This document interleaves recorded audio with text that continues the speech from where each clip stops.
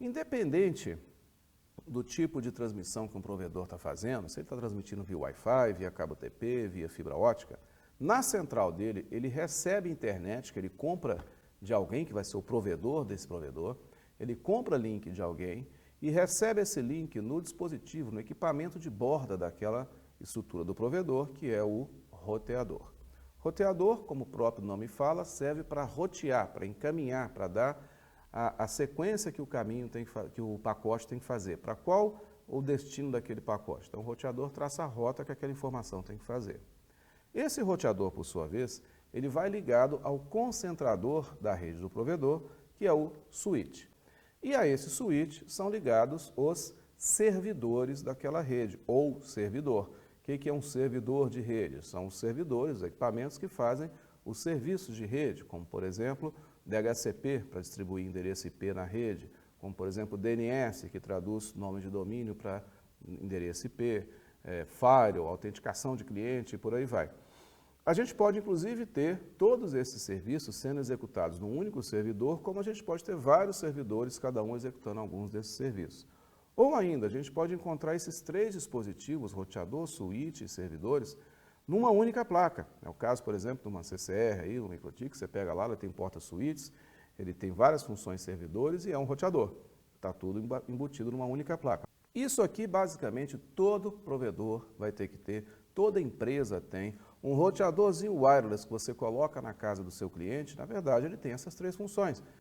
No nosso caso aqui, como um provedor, ele vai ter isso aqui para fazer o provimento de internet.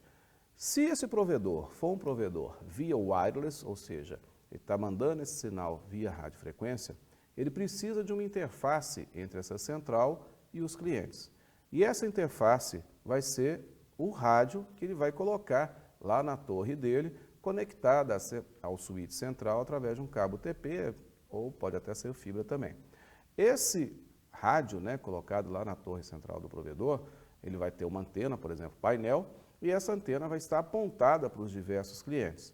E lá nos clientes, a gente vai colocar uma antena apontando de volta para o provedor, de tal forma que possa haver a comunicação bidirecional. Agora, digamos que nós temos um provedor que também vai ter a mesma estrutura de rede interna dele lá, só que agora ele quer conversar com os clientes mandando o sinal via cabo TP. Na central do provedor, ele vai ter a mesma estrutura de roteador, switch e servidores, certo? Agora, qual vai ser a interface para ele conseguir chegar com o sinal nos seus clientes? A interface vai ser o quê? Ele vai puxar um cabo UTP, cerca de 100 metros, coloca um switch, cascateia mais 100 metros, um cabo UTP com outro switch, liga até outro switch e assim vai até ele conseguir atingir todos os clientes, todas as casas dos clientes. Quando chega na casa dos clientes, lá ele coloca o roteadorzinho wireless do cliente lá e assim permite a comunicação de todos.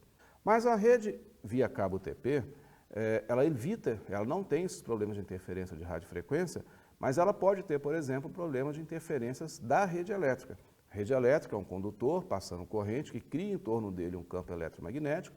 Esse campo eletromagnético pode induzir no cabo TP um potencial tal que sai provocando no mínimo interferência ou quiçá queimando alguns switches, certo?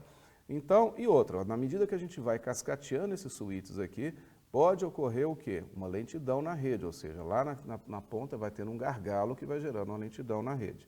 E cabo TP também existe um grande problema que é tempestades, raios, Chuvas com raios é o desespero de um provedor de internet. Pintou nuvem no pedaço, o provedor de internet fica desesperado. Por quê? Porque vai vir raio e raio sai queimando muitos switches. É comum a gente ver vários provedores com cabo TP numa chuva com muito raio aí e queima dezenas de switches de uma vez só e para centenas de clientes. Então, para resolver esses problemas de uma rede Wi-Fi ou de uma rede UTP, a gente começou a trabalhar com a utilização da fibra ótica. Na central do provedor, a gente continua tendo a mesma estrutura, roteador, switch e servidores. Agora, quem vai ser a interface para falar com os clientes vai ser a nossa amiga OLT, Optical Line Terminal. É um equipamento que faz a conversão do sinal elétrico que vem da rede interna para um sinal luminoso enviando para os clientes e vice-versa. A OLT pode ter uma ou várias portas. E de cada uma dessas portas vai sair uma fibra que vai atender até 128 clientes para a maioria dos equipamentos dos provedores, aí, dos fabricantes aí. Então a gente tem, por exemplo, uma saída, digamos que a gente pegue uma saída de um OLT, essa saída, a gente vai puxar uma fibra ótica essa que em algum momento lá na rua, hora que a gente precisar fazer uma derivação, nós vamos colocar um divisor ótico. O que é um divisor ótico? É o nosso conhecido splitter. O splitter, existe ele com duas saídas, com uma entrada e duas saídas, uma entrada e 4 saídas, 8 saídas, 16, 32 e por aí vai, ou até 64. Tá? Como é que funciona um splitter? A luz que entra nesse ramal principal, ela é dividida em intensidade em todas as saídas que tiverem lá. Essa caixa, esse splitter, evidentemente, ele é um dispositivo frágil, né, com as fibras quase que nuas, ele deve ser protegido numa caixa de emenda ótica. São as caixas que a gente vê aí ao longo dos postes, ela protege esse splitter, protege o conteúdo, as emendas, né, os tubetes, as fibras que estão lá, contra a umidade, contra o inseto, né, claro que desde que bem vedada. Bom, a gente falou que essa porta da OLT aí pode atingir 128 clientes. Como é que nós vamos chegar nesses 128 clientes? Eu coloquei aqui, por exemplo, um splitter de 8 saídas, poderia ser de outra quantidade. Nesse exemplo eu coloquei um de 8 saídas. De cada uma dessas 8 saídas, nós vamos puxar uma fibra que ela vai chegar num outro splitter esse que pode ter X saídas. No exemplo aqui eu coloquei 8 também. Esse primeiro splitter aqui, né, da entrada, que está ligado diretamente à porta da OLT, a gente chama esse splitter de um splitter de primeiro nível. E esse outro splitter que está ligado no de primeiro nível, a gente chama isso de um splitter de segundo nível. E ele vai protegido, abrigado, dentro de uma caixa conhecida como caixa de terminação ótica, CTO, certo? Reparem que esse primeiro splitter, ele não tem conectores. Normalmente a gente faz aqui fusão, tanto na entrada quanto nos ramais de saída. Mas o splitter de segundo nível que vai na CTO, a gente faz fusão apenas no ramal de entrada. Os ramais de saída, a gente deixa com conectores. Para quê? Para facilitar o trabalho do técnico na hora de ativação de um cliente.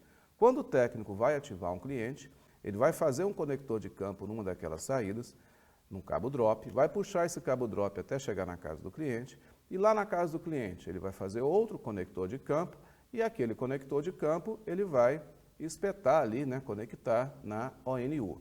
Esse conector de campo que ele faz na ONU tem que ser da mesma cor da entrada da ONU.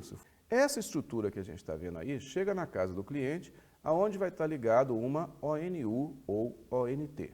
Essa estrutura ela vai se repetir em cada uma dessas 8 saídas do splitter de primeiro nível. Nesse exemplo aqui eu coloquei 4 splitters conectados ao splitter de primeiro nível. E cada um desses 4 splitters com 8 saídas. Então aqui a gente fez 32 saídas atendendo 32 clientes. Repare que no splitter de primeiro nível nós temos ali 4 saídas ainda vazias, que eu posso instalar outras 4 estruturas daquela, ou seja, mais 32 clientes e fazer 64 clientes. Caso eu queira fazer 128 clientes, eu poderia, por exemplo, trocar esse splitter de primeiro nível para um splitter de 16 saídas e conectar nas 16 saídas, cada uma um splitter de 8 saídas, 8 vezes 16, 128 clientes. Ou poderia deixar esse splitter de primeiro nível com 8 saídas e nesses splitters de saída colocar splitters, né, que é o splitter de segundo nível, colocar splitter de 16 saídas. Eu vou ter 8 vezes 16 também, 128 clientes. Ou ainda, poderia colocar antes do splitter de primeiro nível um splitter com 2 saídas, o nosso famoso splitter coringa, e aí fazer uma estrutura dessa de 64 saídas, numa saída dessa do splitter de segundo nível e outra para 64 mais na frente para a segunda saída. Dessa forma a gente consegue no futuro fazer algumas mexidas nessa rede aí para melhorar a banda para os clientes.